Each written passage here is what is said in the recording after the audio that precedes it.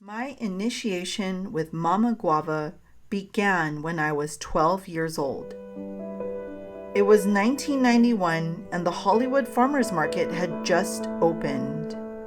My mom and aunt wanted to explore this new street market that sold fresh produce directly from the growers. It was there that my aunt, who died from breast cancer a few years later, introduced me to the guava tree. It was she who taught me my first lesson of traditional healing with Mama Guava.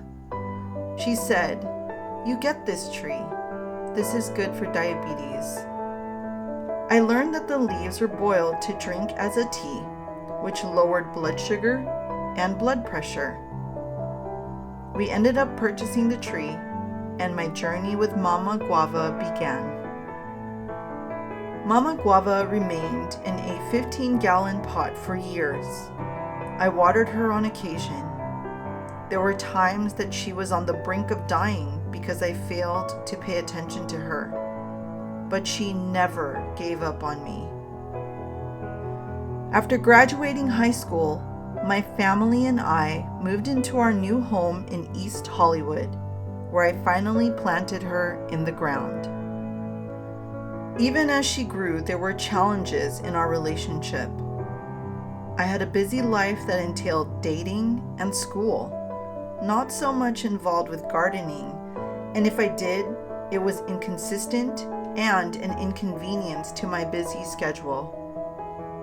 My mom would remind me to water Mama Guava because she was yellowing and dry.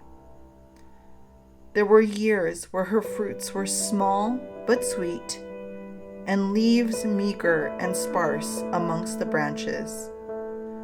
I often conversed with her and asked her what was happening to her leaves and fruits.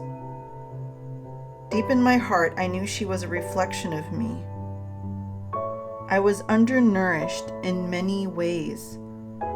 As my seasons changed from a young girl to a young lady, so did Mama Guava, from a sapling to a tree that began to bear fruits. It was only when I connected to her, heart to heart, that I began to understand that she would be my champion, my goddess, and the medium that would bring forth the messages of the ancestors through my words and the medicine I create.